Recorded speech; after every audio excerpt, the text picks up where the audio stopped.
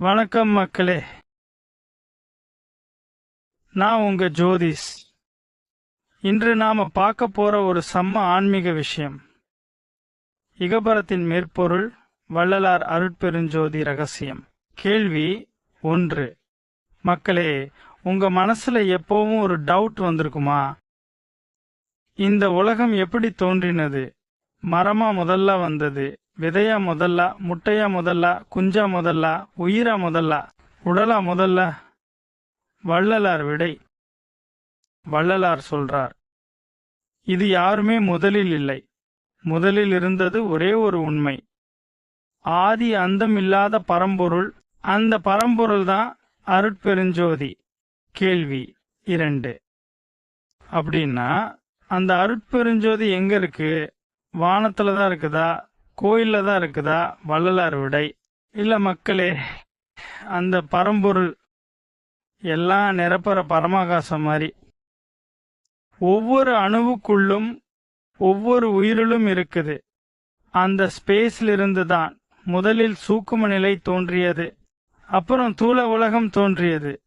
கேள்வி 3. சரி, அப்படின்னா அந்த ஒளியிலிருந்து எப்படின்னு நமக்கு உயிர் வந்தது? வள்ளலார் விடை. மக்களே, அந்த அருட்சக்தி தான் பொருட்சக்தி, கிரியாசக்தி, ஞான சக்தி, யோக சக்தி, அருட்சக்தி ஆக பிரிஞ்சு நமக்கு உடம்பு, அறிவு, உயிர், இயக்கம், ஆனந்தம் எல்லாம் கொடுத்துருக்குது. அதனால்தான் விதையிலிருந்து மரம், முட்டையிலிருந்து குஞ்சு, தாயிலிருந்து பிள்ளை, மண்ணிலிருந்து உயிர் எல்லாமே தோன்றினது. கேள்வி 4.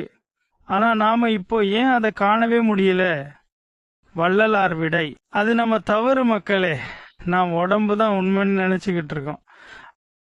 கடவுள், உயிர், உலகம் 3 வேறுன்னு நினைச்சிட்டோம். ஆனா உண்மையா 3 ஒன்று தான். அவை எல்லாமே ஒரே அருட்பெருஞ்சோதி வெளிப்பாடு. கேள்வி 5. அப்படின்னா நம்ம வாழ்க்கையில என்ன செய்யணும்? வள்ளலார் விடை, அந்த சுடரை உள்ளத்துல உணரணும், அன்போட வாழணும், கருணையோட நடக்கணும். அருச்சுடரை உணர்ந்தவங்க கடவுள் பேரின்பம் அடைவாங்க. முடிவு. மக்களே, நினைவு வைங்க, இகநிலையும் பரநிலையும் அதுக்கும் மேலான மேற்பொருளும் எல்லாம் ஒரே அருட்பெருஞ்சோதி தான். அதை உணர்ந்தால்தான் நம்ம வாழ்க்கை பூர்ணமாகும்.